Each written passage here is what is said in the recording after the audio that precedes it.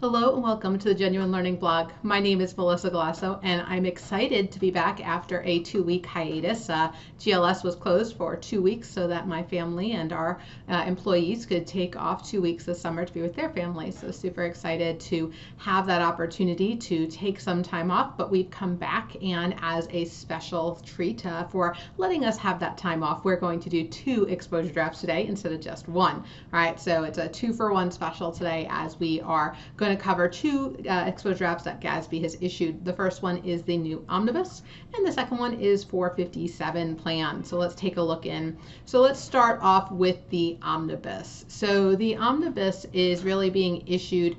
It's normal as they find some errors, technical inconsistencies, practice issues, typically really small, narrow issues. They issue an omnibus and they don't want to do it for every little one, so they wait till they have enough items. The goal here to improve consistency and allow people to be able to use the code correctly. So this was approved back in June of 2019. Comments are due October 4th. And so it is a myriad of random little things that they're putting together here. The first one is related to effective date. This one's kind of interesting, I have to say, though, because this could have had a pretty big impact on those entities, and there are not that many governments that do, but for governments that create interim financial statements, this could have been an issue. The old language in GASB 87 said that the requirements are effective for reporting periods beginning after December 15 of 19.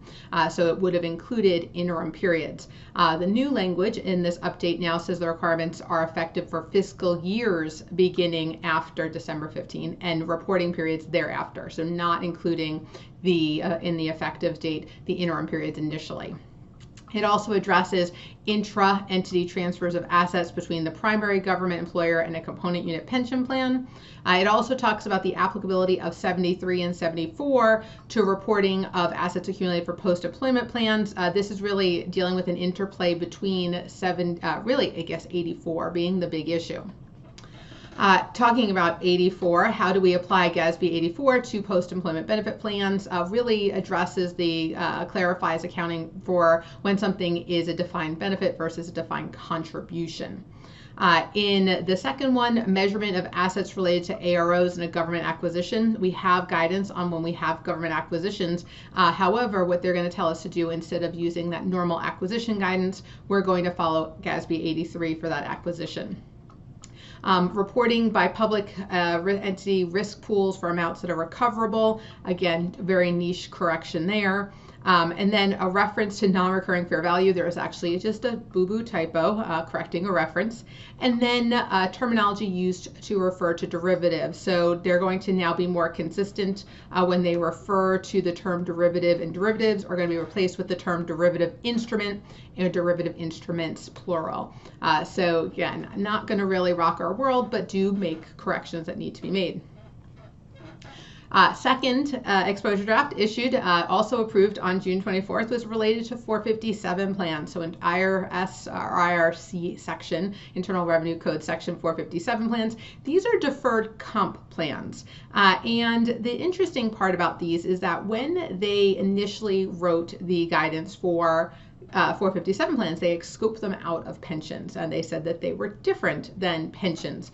And so this is really trying to bring more comparability to those pensions or those 457 plans that really act like a pension. And so when they went through their pre-agenda research, what they found was that some employers do make contributions to 457 plans that are similar to the arrangements that you would have for a pension. And so now they're going to really look at if you are going to be making these contributions as part of the 457 plan, do they meet the definition of a pension plan? And if they do, they're going to give us some new guidance here. So in terms of scope, a couple of things here. It establishes the accounting and financial reporting for 457 plans that meet the definition of a pension plan, right? So they're going to kind of give us some guidance there. And then it's going to modify the investment valuation for all Section 457 plans, because it's going to basically supersede, as you can see here, GASB 32, as well as 2 IG Q&As. And so as a result, really, there's been changes in 457 plans, typically because the IRS has made some changes. And so as a result, because the IRS has changed how 457 plans are, what's permitted from a tax deferred perspective, that was that ability to have employer contributions really change the game there. So basically, the theory here is going to be that if you have a Section 457 plan that meets the definition of a pension in paragraph 51 of 67 or 128 of GASB 73, then it's going to be you're going to use pension plan accounting. So you're going to follow valuation guidance now in 67, 73, 72, because we're going to supersede what currently exists out there. So if you qualify to be a pension, then you have to follow all the accounting, all the financial reporting guidance for those entities. So they do give an example here. So if you meet the definition of a pension plan and you're reported as a fiduciary activity and you're administered through a trust, then you're going to apply GASB 67 to those items. And so again, trying to be a little bit more consistent here in those treatments. So initially they scoped them out through the implementation guide. Now that they really looked at what's going on with 457 plans today, they decided to bring them back in. In terms of the proposed effective date, it would be for fiscal years beginning after December 15 of 2020, and it is retrospective application to the extent practical. If it's not, you would just adjust the earliest period presented. So that would be the ideal goal there.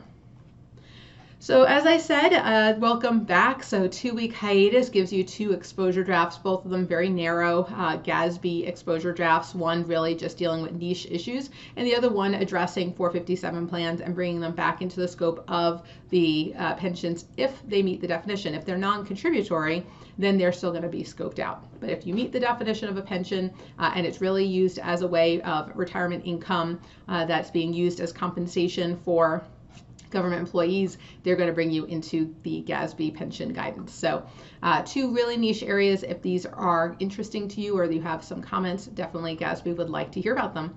Otherwise, I want to thank you for joining me today on the Genuine Learning blog, and I look forward to seeing you next week as we continue with our review of some major exposure drafts issued by major standard setters. Thank you guys so much. Have a great day. Bye-bye.